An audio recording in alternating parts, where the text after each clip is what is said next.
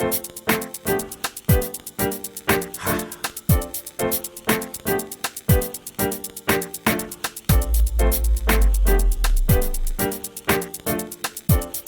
and gentlemen, introducing Episode, I guess this would be 2 of our stuff, and we're talking about smoking. So, let's see. You want to read some of it? Yeah. Okay. Do you have enough light? Yep. Okay. Smoking. Tobacco is the leading cause of preventable deaths in the United States each year. 9 out of 10 Americans who smoke began to use tobacco before age 19.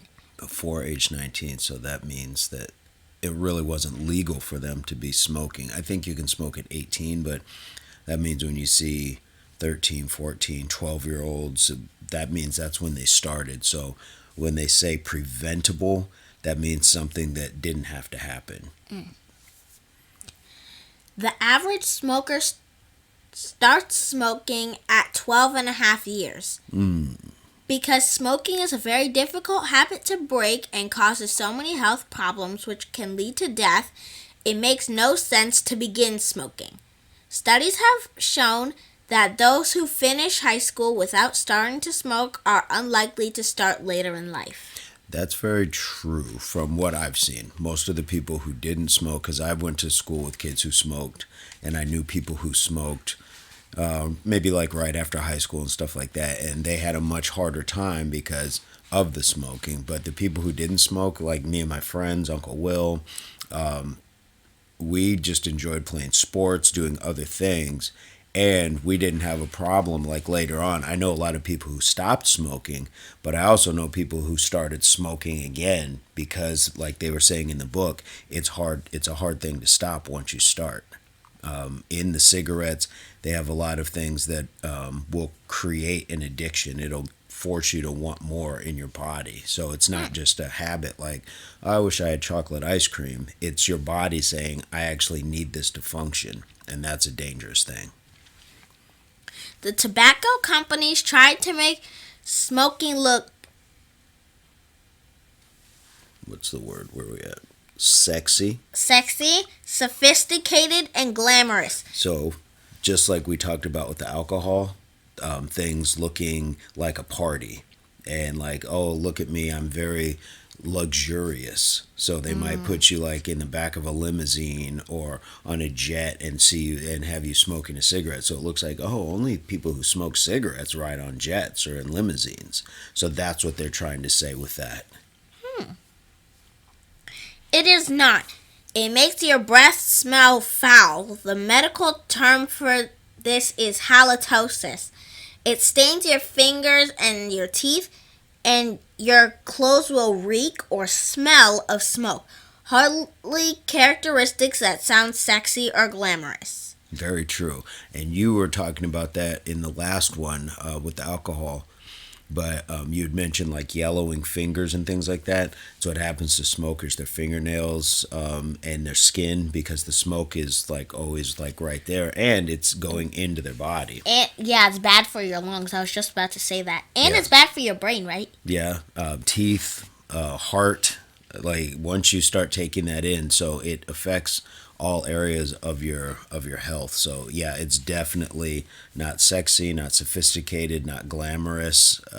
Not adventurous. No, but those companies do that because it's how they make money. They make it seem like it's something fun, so people will keep buying it, or basically people will start buying it. So a lot of people are already hooked, so they know those people will buy it. But then it's the other people that's like, oh, we got to get those people to buy our cigarettes as well. Hopefully somebody young will see that and they'll be influenced. But most of the influence isn't the advertisements, it's what you see in the home. So I'm sure a lot of those kids who started at, what they say, 12 and a half years old, Yep. where do you think they started the idea that smoking was okay? Generally from their parents or somebody, an adult that they see on a regular basis. So that's a lot of things start in the home. So that's where that's a dangerous sentiment. Tobacco is the single leading cause of death in the United States. It kills more than 400,000 Americans each year, more people than AIDS, car accidents, alcohol, homicides, illegal drugs, suicides, and fires combined. Wow, that's a lot of people because each one of those alone is responsible for, I would say, thousands of deaths. So 1, 2, 3, 4. Wait, what's a homicide? Homicide is somebody who kills another person. Suicide? A suicide is when somebody takes their own life. Oh. So all of those things combined is nothing close to how many people tobacco kills each year. Right, and that's not just smoking. That's also the chewing tobacco as well. Oh. So you get a lot of cancer. So I don't know if that's just a direct result of cancer or what they're attributing that to, but it shows how many people use tobacco products and how dangerous it is for your body. Was that all that there was on that? There we go. So let's point out some stuff. So preventable deaths. So if something's preventable, that means that it happened, but it could have been avoided. Right. So how are some ways that do you think that smoking could be avoided? How is it preventable? I would definitely say having an influence, especially at a young age, like they said, 12 and a half and younger, or throughout your whole life, having an influence and being around people that aren't giving you the influence that smoking is okay. Right. And they said, what did they say at 12 and a half? Is that when somebody starts? Yeah, the average smoker starts smoking at 12 and a half years old. So that means they start, but when do you think the influence doesn't start at 12 and a half. The influence starts at 10 or 9 or 8 or 7 or so on. So it's something that you see happening. So preventable, to like your point, is that it's something that kids don't see, or you can be around people. But now this is why we do this. So the reason you and I are reading this book is so you have the knowledge to be able to say, even if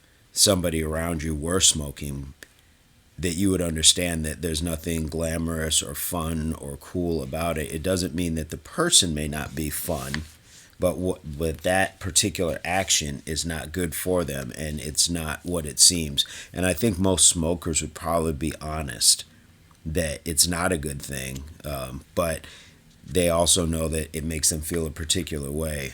So having whatever the boost it is from nicotine, which is in cigarettes, but there's so many other chemicals that are in cigarettes that it's actually pretty dangerous. Let me see if we can do a quick search while we're doing that, because I think that's an important part to go over as well, because I think there's poisons. Dangerous cigarette ingredients. Here's a summary from American Lung Association. Here are a few of the chemicals in tobacco smoke and other places they are found. Acetone, found in nail polish remover. Acetic acid, an ingredient in hair dye. Ammonia, a common household cleaner. Arsenic, used in rat poison, and more. So, rat poison. Acetic acid, which is used in hair dye. Yeah, so that was the first two things. So acetone, nail polish remover. Acetic acid, hair dye. Ammonia, we know what ammonia is. That's like Windex, things like that. So a household cleaner. And then arsenic, rat poison, and then the other two were benzene, found in rubber, cement, and gasoline, and butane, used in lighter fluid. And there's more items to that. So look, this says there are approximately 600 ingredients in cigarettes. When burned, cigarettes create more than 7,000 chemicals. At least 69 of these chemicals are known to cause cancer, and many are toxic. So that's a crazy thing to think about that you would put in your body. I don't know what happened. Okay, so we had that. So let's look at that. Cadmium, active component in battery acid, carbon monoxide, released in car exhaust fumes. Ew. Formaldehyde, embalming fluid is what they put in dead people so their body doesn't like rot. Oh. Hexamine, found in barbecue lighter fluid. Lead, used in batteries. Naphthalene. Nephthalene, an ingredient in mothballs. What are mothballs? Mothballs are these little white things that you would put in your closet so moths don't go in and eat your clothes. Yep. Methanol, a main component in rocket fuel. Nicotine, used as an insecticide. Bug spray. Tar, material for paving roads. Ew. And toluene. Toluene? I don't know. I'll just pronounce it toluene. Used to manufacture paint. So if I had to guess, that's toluene. But yeah, so look at how many. That's so many. So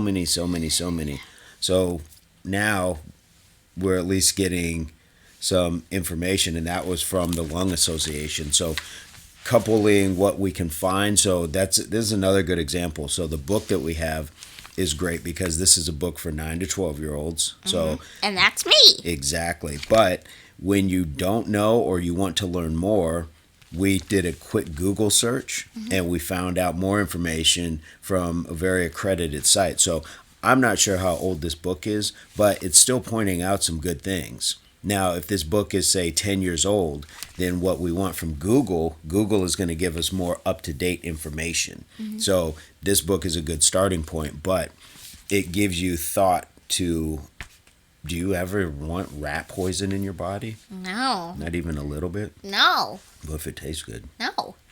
Just a little. I don't even like rats. Well, I don't like rats, and I don't like poison. What about rockets? You want to use rocket fuel. It might help you run faster. No, running fast. The key to running faster is just harder work. Just harder work. Okay. What was another one? Nail polish remover. You like painting your nails. But I don't want to eat the nail.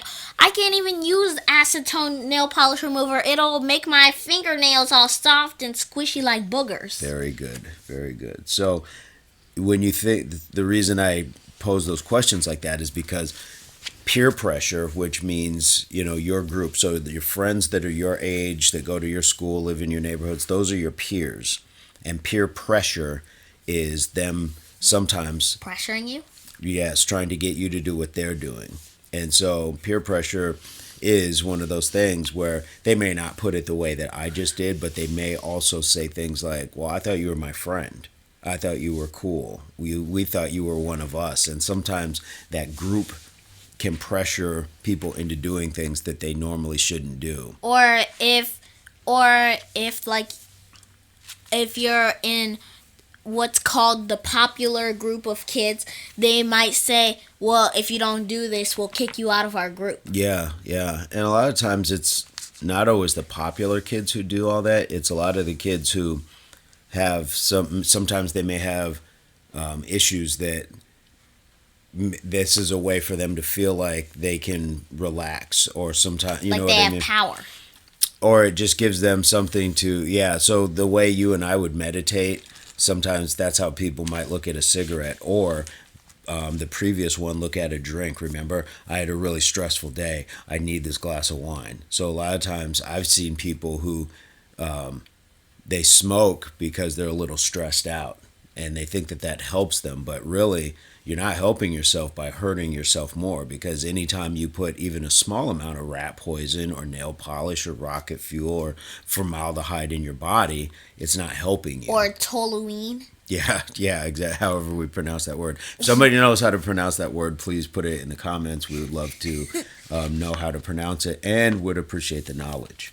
And if you know anything else that's bad about cigarettes, please leave it in the comments. Right, and that would include your own personal stories. Did you smoke? Have you tried smoking? What was your thoughts on smoking? Do you know other people who smoked? I'm sure that with enough listeners, there's going to be people who know somebody who may have died from smoking, and that's unfortunate. But all of those things are the reason why we can have these conversations and then allow people to put it in the comments and share their story. So maybe somebody else reads it and says, "Oh, maybe smoking isn't as good," or I understand because my grandpa, died from smoking too, or something. So we want to be able to create a conversation, and that's what the beauty of this is for. First and foremost, you and I get to talk and have these memories and learn together, but then we can also help other people as well. So hopefully it starts a conversation. Before we pack it in, do you have anything you want to add? I do have one question. Okay. What's an AIDS? AIDS, it's an acronym, Autoimmune Deficiency Syndrome. And basically it was I guess we would call it a disease that was killing a lot of people in the, it still does take lives, but it's not as traumatic as it was in the 80s and 90s. So probably about 40, 30 years ago, and still since then. But that's what AIDS was, and it was very scary when it first came out. It's still something to be fearful of. So was it almost like the 80s and 90s, like coronavirus? Worse, probably worse than Corona for what it did to people and the way that it came about. But yeah, that's what it was. Hard disease, very terrible disease. So I'm going to back that up if we're ready for the ending song.